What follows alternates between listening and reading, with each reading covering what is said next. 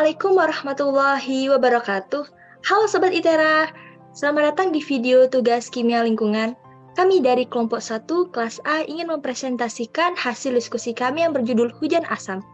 Sebelumnya, saya Devi Dini Haryana dan berikut nama-nama rekan saya yaitu ada Andini Salsa Latifah, Risa Nur Afifah, Nathanael Frisko, Mika Putih Huljana, Nabila Izzah, Gideon TB Sianturi, Eunika Gulo, Ilham Bayu Ramadan, dan Farsyad Tasrotul Kalbi.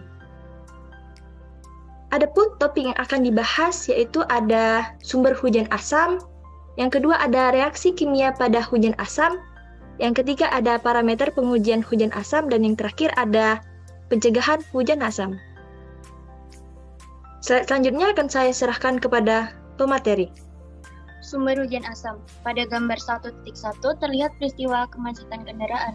Dampak dari kemacetan kendaraan ini yaitu polusi udara hasil dari pembakaran bahan bakar dari kendaraan akan meningkat sehingga nantinya akan menjadi salah satu penyebab dari hujan asam. 1.2 Asap dari kegiatan industri. Asap pabrik merupakan polusi udara yang berasal dari gas buangan hasil olahan pabrik. Asap pabrik biasanya mengeluarkan gas karbon terbanyak di udara, sehingga termasuk dalam pencemaran udara. Asap pabrik biasanya dapat menyebabkan hujan asam ketika polutan udara seperti nitrogen oksigen dan sulfur oksida hasil asap produksi pabrik bercampur dengan uap air. Berubah menjadi asam, kemudian jatuh kembali ke bumi seperti hujan asam. Angin sering membawa hujan asam jauh dari sumber polusi. Gambar 1.3 erupsi gunung berapi. Saat gunung meletus, ada beberapa jenis gas yang keluar ke udara, seperti CO2, SO2, H2S, dan lain-lain.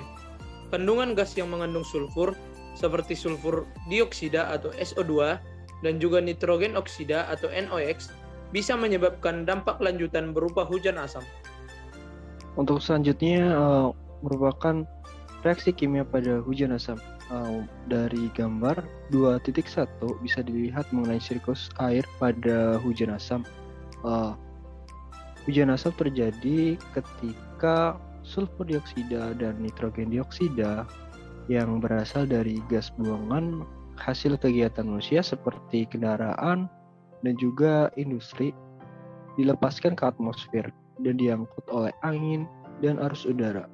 Kedua senyawa ini kemudian bereaksi dengan air, oksigen, dan bahan kimia lainnya, dan membentuk suatu senyawa baru yaitu asam sulfat dan nitrat.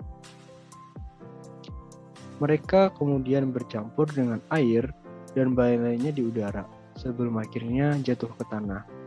Jatuhnya ke tanah ini merupakan suatu peristiwa hujan asam, yang mana air yang turun dari awan yang mengalami hujan asam akan memberi dampak pada yang ada di bawahnya, seperti kerusakan pada tanaman dan juga kerusakan pada bangunan.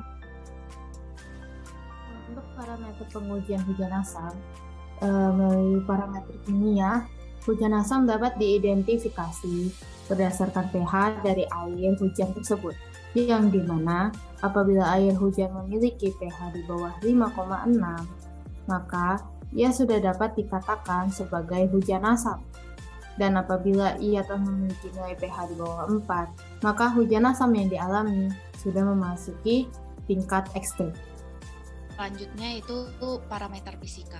Secara umum, air hujan asam akan mengubah pH tanah dan mengakibatkan aluminium meresap ke dalam tanah. Aluminium tersebut juga menghalangi mineral lain yang dibutuhkan tumbuhan. Hal itu mengakibatkan tumbuhan kekurangan mineral dan air.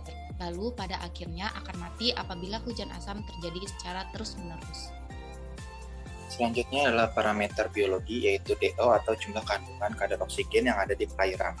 Hal ini disebabkan oleh kandungan air hujan yang mengandung unsur hara, khususnya nitrogen, dapat menyebabkan eutrofikasi, yaitu penyuburan perairan. Eutrofikasi ini akan menyebabkan pertumbuhan plankton yang berlebihan, sehingga plankton saling berebutan mendapatkan cahaya matahari dan berefek pada kematian massal. Hal ini akan menyebabkan oksigen di dalam air habis terpakai dalam proses pembusukan biomasa plankton. Kehadiran oksigen yang menurun ini akan mengakibatkan kematian pada ikan dan organisme lain yang ada di dalam air. Baik, selanjutnya adalah pencegahan dari hujan asam itu sendiri. Yang pertama adalah lebih sering menggunakan kendaraan umum.